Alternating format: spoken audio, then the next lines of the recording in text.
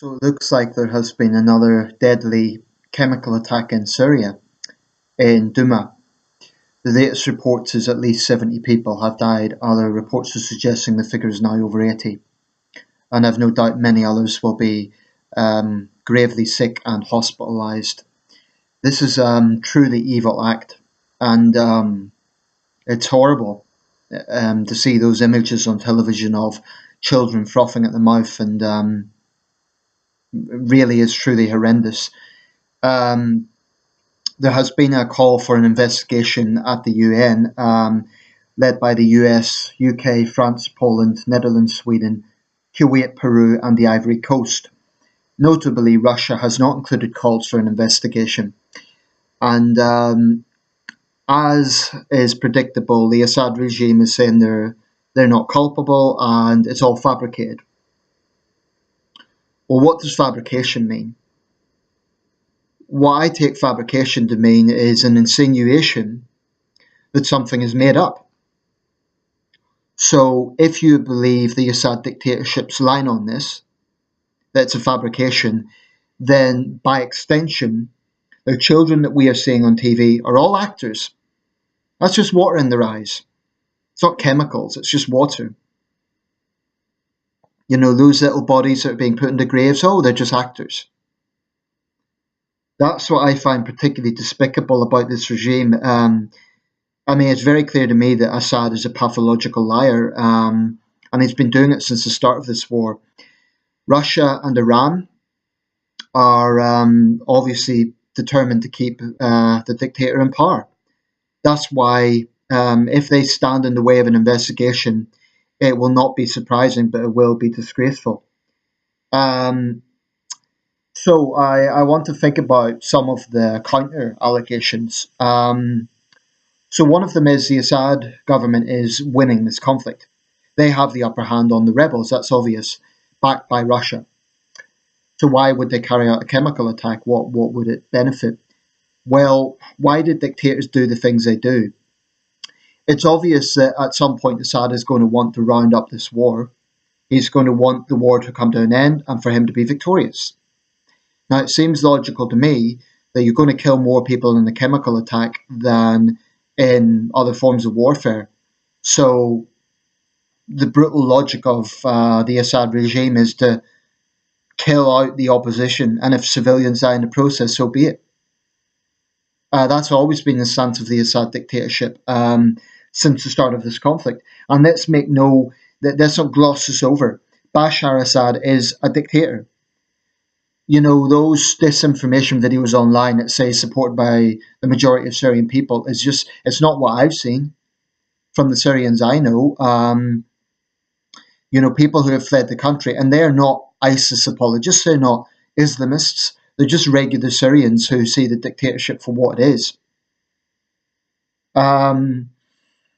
So the Organisation for the Prevention, the Prohibition of Chemical Weapons is going to look into this. What other counterclaims are there? That Western countries are automatically blaming the Assad regime, and they're assuming that terrorists are not capable of this. Well, I don't personally believe that terrorist groups are not capable of it.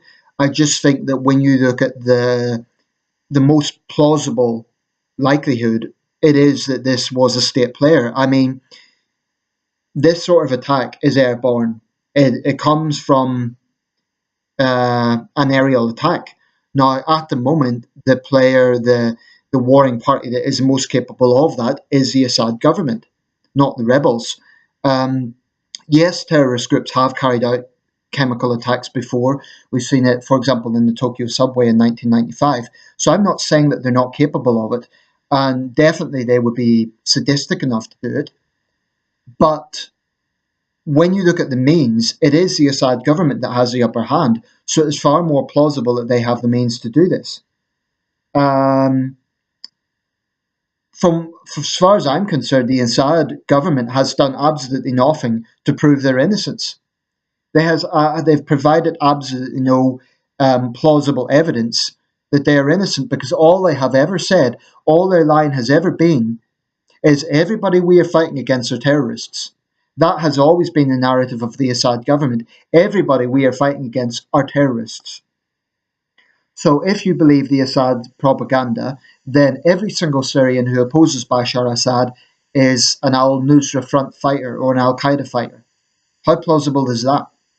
Um, but this is part of the wider disinformation and propaganda that is propped up by the Russian state.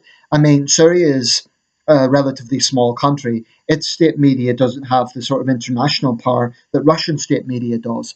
Therefore, Russian state media does Assad's dirty work for him.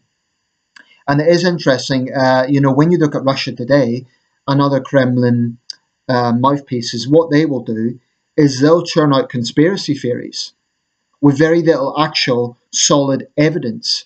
If you look at the sort of way that Russia today reports, they don't look at UN investigations, they don't look at the OPCW. What they look at is conspiracy theories.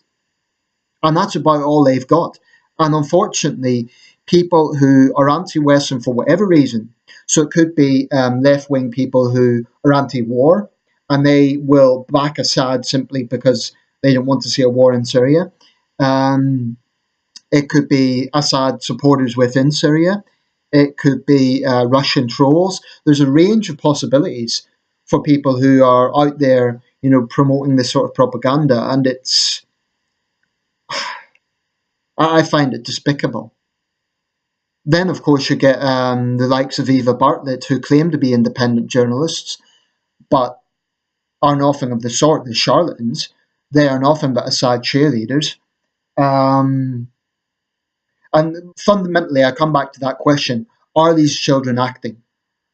If you are an Assad supporter, look yourself in the mirror and ask, do I believe that the children on the TV are actors?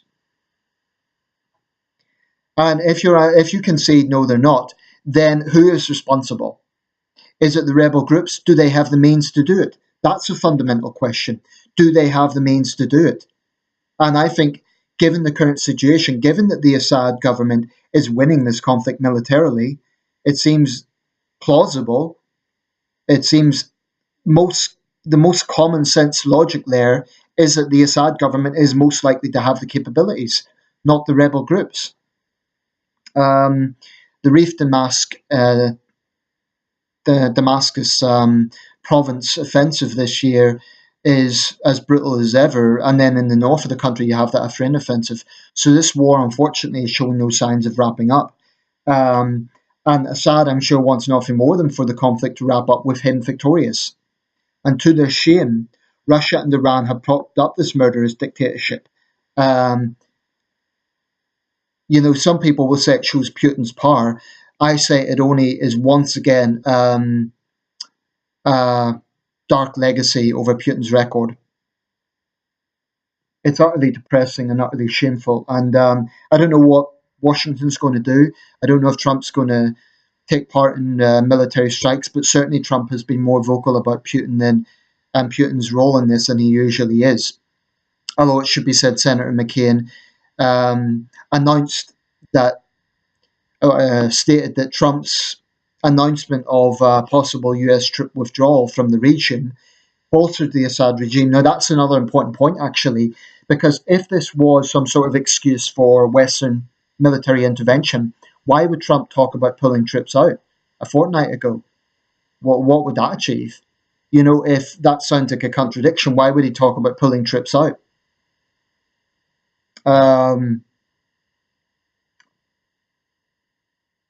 So yeah, I have no problem saying that I veer far more towards it being the Syrian government because this is part of their track record of collective punishment. The Syrian regime does not differentiate between Islamist terrorists and civilians.